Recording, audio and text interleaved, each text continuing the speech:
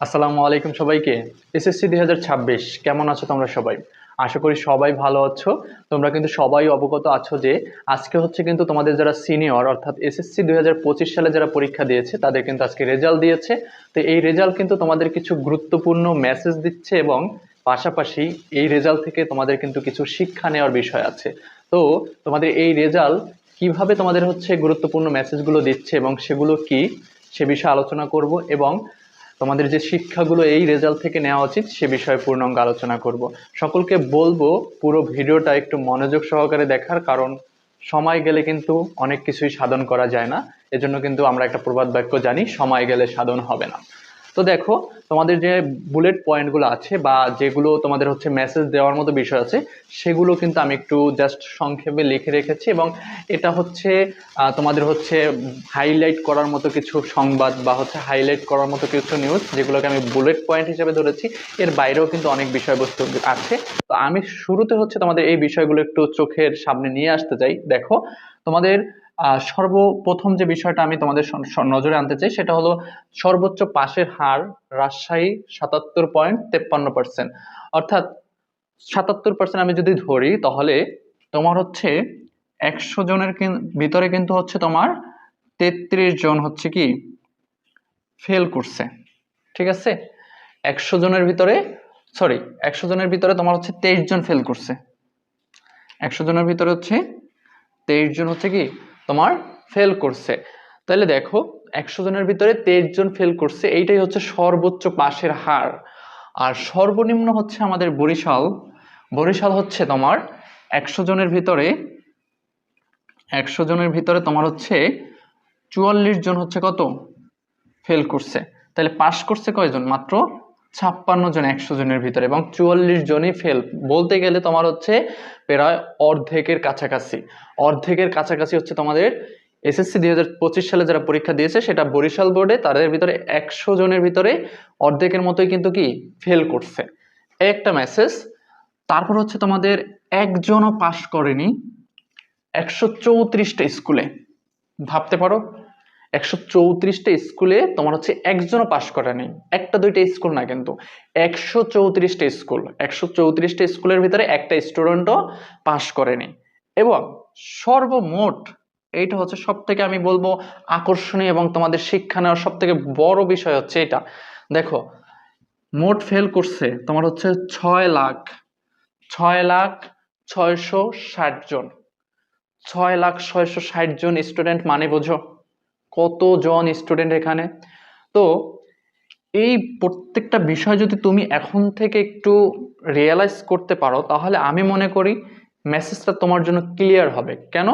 কারণ হচ্ছে তোমরা যারা বরিশাল বোর্ডের আছো, এবং এটা তো সর্বোচ্চ, সর্বোচ্চ এটা হওয়ার কথা না। সর্বোচ্চ যদি 95, 96, 97% হয় সেটাকে মেনে নেওয়া যায়, কিন্তু সর্বোচ্চই হচ্ছে 77%। তাইলে বোঝো তুমি কিন্তু এই 23 জনের ভিতরে পড়ে যেতে পারো। তুমি যদি সর্বনিম্নত থাকো তাহলে কিন্তু তুমি এই 44 জনের ভিতরে পড়ে যেতে পারো। তাহলে এইটা হচ্ছে তোমাদের সব থেকে গুরুত্বপূর্ণ মেসেজ, এবং এইটা থেকে তোমাদের অনেক কিছু শিক্ষা নেওয়ার আছে। সেই শিক্ষাটা কি? সেই শিক্ষাগুলো কি নেওয়া উচিত এখন থেকে? দেখো, আমি তোমাদের কিন্তু সেই শুরু থেকে বলে আসছি, আমার যারা অনলাইন প্রাইভেট ব্যাচের স্টুডেন্ট আছে তাদেরকে বলতেছি, এবং যারা আমার এসএসসি 2025 সালের স্টুডেন্ট ছিল তাদেরও কিন্তু আমি সেই শুরু থেকে বলেছিলাম যে তোমাদের পরীক্ষা কিন্তু একটু হার্ড হবে। এবং সেই আগের যে তথাকথিত সুযোগ সুবিধাগুলো ছিল, আগের সময় কিন্তু দেখা যেত যারা হচ্ছে তোমার উচ্চ পদে কোনো আছে ধরো দলের, তাদের ছেলে মেয়েদের জন্য হল ছাড় যেত। তারপর হচ্ছে বাবা যদি প্রভাবশালী হয় বা স্কুলে যদি শিক্ষক থাকে পরিচিত, এই সব ক্ষেত্রে দেখা যেত সেই হলগুলোতে একটু তোমার হচ্ছে নকলের প্রবণতা ছিল, হল ছাড় যাওয়ার একটা বিষয় ছিল। হ্যাঁ, তারপর হচ্ছে বাহির থেকে নকল সাপ্লাইয়ের একটা বিষয় ছিল। এগুলো কিন্তু একেবারেই এবছর নাই বললেই চলে। হ্যাঁ, এই জন্য কিন্তু তোমার হচ্ছে কি পাশের হারটাও কমে গেছে, তোমার হচ্ছে ফেল করার হার বাইরে গেছে। তারপর হচ্ছে এ প্লাস বা গোল্ডেন এ প্লাস পাওয়ার যে একটা রেকর্ড ছিল সেটা কিন্তু এবছর কমে গেছে। আমি যে স্কুল থেকে হচ্ছে এসএসসি পাস করেছিলাম সেই স্কুলে গত বছর হচ্ছে 5 থেকে 7টা প্লাস পেয়েছিল, কিন্তু এবছর রেজাল্ট দেওয়া দেখা গেছে সেই স্কুলে এ প্লাসই আসে নাই। তাহলে দেখো, এটা আমার স্কুলকে আমি ছোট করতেছি না, কিন্তু আগে তোমার হচ্ছে যে সুযোগ সুবিধাগুলো ছিল সেগুলো কিন্তু এখন দিচ্ছে না। অর্থাৎ আগে তোমার হচ্ছে পড়ালেখার মানটাকে একেবারে ডুবাই দেওয়া হয়েছিল, তোমার হচ্ছে জাস্ট পাশের হার দেখানো হয়েছিল। এখন কিন্তু সেই পাশের হারটা দেখবে না, এখন প্রকৃত শিক্ষা যেটা আছে সেটার মাধ্যমে কিন্তু হচ্ছে ফলাফল যাচাই করা হবে। তো এই জন্য তোমাকে কিন্তু তোমাদের যে শিক্ষাগুলো এখন নেওয়া উচিত সেটা হলো, আমি কিন্তু শুরুতে আগেও বলেছিলাম অনেক ভিডিওতে যে প্রত্যেকটা স্টুডেন্টেরই এখন হচ্ছে বেসিকটা প্রত্যেক অধ্যায়ের ক্লিয়ার করা উচিত, প্রত্যেকটা সাবজেক্টের প্রত্যেকটা অধ্যায়ের বেসিক ক্লিয়ার করা উচিত। যারা এখনো হেলায় ঠেলায় দিন পার করছো তাদের সেই দিনগুলোকে খুব কার্যকরী ওয়েতে এবং পজিটিভ ওয়েতে তোমার হচ্ছে কাজে খাটানো উচিত। তারপর হচ্ছে ভালো একটা শেখার মাধ্যম খুঁজে নেওয়া উচিত এবং নিজের স্বপ্নটাকে অনেক বড় করা উচিত। অর্থাৎ তুমি যদি পাশ করার স্বপ্ন দাও তার মানে নিশ্চিত তোমার ফেল আসবে, তুমি যদি এ প্লাসের স্বপ্ন দাও সেখানে কিন্তু তোমার নিশ্চিত একটা ভালো রেজাল্ট আসবে। তুমি একটা ভালো রেজাল্টের স্বপ্ন দেখলে তুমি যেভাবেই হোক পাশ করে আসবে।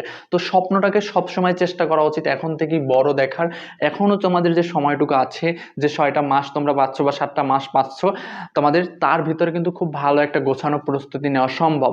দেখো তোমাদের কিন্তু শর্ট সিলেবাস দিছে, শর্ট সিলেবাসে কিন্তু ভালো রেজাল্ট করার জন্য আরো একটা সুযোগ করে দেবে তোমাদের। তবে পরীক্ষা কিন্তু হার্ড হবে, এটা এখন থেকে মাথায় ঢুকিয়ে নাও। আমি বারবার বলতেছি পরীক্ষা তোমাদেরও কিন্তু হার্ড হবে এবং এখন থেকে যেহেতু তোমার হচ্ছে পরীক্ষাটাকে খুব সুন্দরভাবে নেওয়ার প্রস্তুতি চলতেছে বা পরীক্ষা যেটাই নিচ্ছে, এসএসসি 2025 সালে যেটা নিল, এবার এখন যে এইচএসসি পরীক্ষা চলতেছে প্রত্যেকটা পরীক্ষায় কিন্তু হার্ড নিচ্ছে এবং খুব সুন্দরভাবে পরীক্ষাগুলো নিচ্ছে, এতে কিন্তু সঠিক মেধাটা যাচাই হচ্ছে। সো তোমার ভিতরে যে মেধাটা আছে সেটাকে এখন থেকেই হচ্ছে উজ্জীবিত করার চেষ্টা করো এবং তোমার নিজের মেধা দিয়ে তুমিও একটা ভালো রেজাল্ট আশা করতে পারো। সো এজন্য কিন্তু তোমাদের এখন থেকেই পড়াশোনাটা সঠিকভাবে করা উচিত।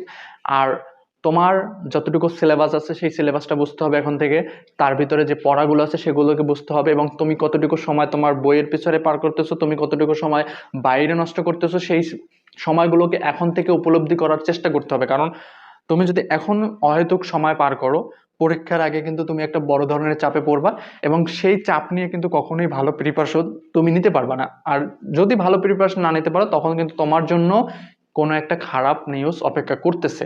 যেমন এই 6 লাখ স্টুডেন্ট, ধরো এবছর যদি তুমি পরীক্ষা দিতা, তোমার অবস্থান কতটুকু ছিল, তুমি কি পড়াশোনা করছিলা, তাহলে কি তোমার এই অবস্থানের 6 লাখের ভিতরে হতো নাকি যারা পাশ করছে তাদের ভিতরে আসতে পারতা?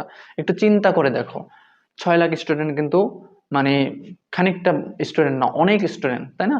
সো নিজের অবস্থানকে এখন থেকেই শক্তপোক্ত করার চেষ্টা করো, নিজের অবস্থানটা ধরে রাখার জন্য যা যা করণীয় সেগুলো করো। অহেতুক আড্ডা, মোবাইল চালানো, গেমিং করা, ঠিক আছে, খেলাধুলায় সময় নষ্ট করা, এই সব, তারপরে ঘুরে বেড়ানোর যে স্বভাব আছে এই বয়সে, এগুলো সব কিছু বাদ দাও। তোমার হচ্ছে খেলাধুলা আমি একেবারে করতে বলতেছি না এমন না, অতিরিক্ত যে খেলাধুলা আমরা করে থাকি, মানে আমার পড়ার সময় যেটা যেখানে কাটানো উচিত সেই সময়টা আমি হেলায় ঠেলায় খেলাধুলায় পার করতেছি ঘুরে ফিরে, এইটা যেন না করা। তোমার শরীরকে ফিট রাখার জন্য, তোমার মনকে ভালো রাখার জন্য যতটুকু খেলাধুলা করা দরকার ততটুকু করো। কিন্তু এর বাইরে তুমি যে কাজগুলো করতেছো, যেটা বললাম ঘোরাফেরা করা, অহেতুক সময় নষ্ট করা, ফোন চালানো, অনেক হচ্ছে গেমের পাগল, ঠিক আছে, গেমিং করা, এই যে বিষয়গুলো আছে এগুলোকে তোমার হচ্ছে একেবারেই তোমার হচ্ছে 0% নিয়ে আসতে হবে। কারণ এগুলো তুমি যদি বাদ না দিতে পারো তাহলে তুমি কখনোই পড়াশোনায় ভালো ফোকাস দিতে পারবে না এবং একটা তোমার যদি জীবনে খারাপ কিছু ঘটে যায় তখন কিন্তু সেটার তোমার হচ্ছে ফলাফল তোমার আজীবন ভোগ করতে হবে। যারা এই যে তোমার হচ্ছে 6 লাখ, তোমার হচ্ছে 660 জন স্টুডেন্ট ফেল করলো, এদের জীবনে অনেক কিছু করার আছে, একটা রেজাল্ট সবকিছু গড়ে দেয় না, কিন্তু একটা কালো দাগ যখন পড়ে তখন কিন্তু তার জীবনটা আসলে আগের গতিতে আগাতে চায় না। তোমার হচ্ছে যখন এই যে স্টুডেন্টটা ফেল করলো তার মন একেবারেই এখানে কিন্তু ভেঙে যাচ্ছে, এরপরে দেখা যাবে তার সেখান থেকে সে উঠে গিয়ে সে আগের গতিতে আবার হচ্ছে পড়াশোনা করতে পারবে কিনা এটা কিন্তু অনেকটা সন্দিহান।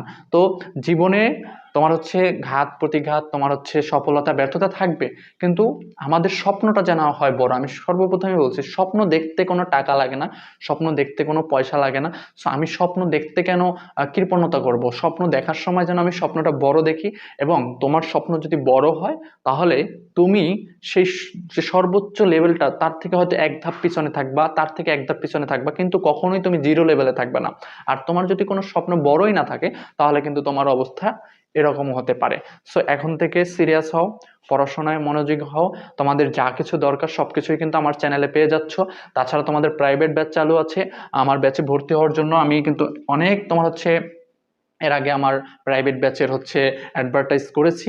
তারপর আমি বলে দিচ্ছি 01709139864 এই নাম্বারে আমার হোয়াটসঅ্যাপ খোলা আছে। তোমরা যারা যারা ভর্তি হতে চাচ্ছ এই নাম্বারে আমার সাথে হোয়াটসঅ্যাপে যোগাযোগ করে তোমাদের ভর্তিটা কনফার্ম করে নিতে পারো। সো আমি তোমাদের উদ্দেশ্যে এই ভিডিওটা এই জন্যই করতেছি, কারণ এই বিষয়গুলো অনেকে হচ্ছে খুব সিরিয়াসভাবে নিচ্ছ না। হ্যাঁ, কিন্তু তুমি যখন একটু আলাদা আলাদাভাবে হিসাব করবা যে 100 জনে কয়জন ফেল করছে, 100 জনে সর্বনিম্ন মানে সর্বনিম্ন যে তোমার হচ্ছে পাশের হার, সেখানে 100 জনে কয়জন ফেল করছে, এই বিষয়গুলো যখন তুমি বাস্তবিকভাবে বোঝার চেষ্টা করবা, ওভারঅল কত লক্ষ স্টুডেন্ট ফেল করছে, পাশে তোমার হচ্ছে একটা স্কুলেও কতজন পাশ করে নাই, হ্যাঁ, এই যে তোমার হচ্ছে বিষয়বস্তুগুলো তুমি যখন বাস্তবিক অর্থে বুঝতে পারবো, তখন কিন্তু তোমার ভিতরে একটু বিবেকে নাড়া দিবে। আর আমি চাচ্ছি তোমাদের সকলের বিবেকে এখন থেকেই সে বিষয়টা নাড়া দেখ, যেন তোমরা পরবর্তী সময়টা খুব ভালোভাবে পার করো। ঠিক আছে? তো যারা এসএসসি 2026 আছো, তোমরা অবশ্যই 25-এর রেজাল্ট থেকে শিক্ষা নাও এবং তোমাদের যে ভিতরে দুর্বলতাগুলো আছে, তোমাদের ভিতরে যে ত্রুটিগুলো আছে, যে ভুলগুলো আছে, সেগুলো একেবারে দূর করো এবং নতুনভাবে এখন থেকে হচ্ছে উজ্জীবিত করে নিজের মনটাকে উজ্জীবিত করতে পারো, নিজের পড়ালেখার যে ধাঁচটা সেটাকে উজ্জীবিত করতে পারো, এগুলোকে উজ্জীবিত করে নতুনভাবে এখন থেকে শুরু করো। যে কয়টা দিন সময় আছে খুব ভালোভাবে যদি এখন থেকেও প্রিপারেশন নাও, ইনশাল্লাহ তোমার লাইফে এরকম কোনো কালো অধ্যায় রচিত হবে না। So be careful. যারা পুরো ভিডিওটা মনোযোগ সহকারে দেখেছো তাদেরকে অসংখ্য ধন্যবাদ। তোমাদের সকল ধরনের সাজেশন বলো, ক্লাস বলো, যা যা প্রয়োজনীয় আমার এই চ্যানেলে কিন্তু ধারাবাহিকভাবে ইনশাল্লাহ পেয়ে যাবে। সবাই ভালো থাকো, আজকে পর্যন্তই, আল্লাহ হাফেজ।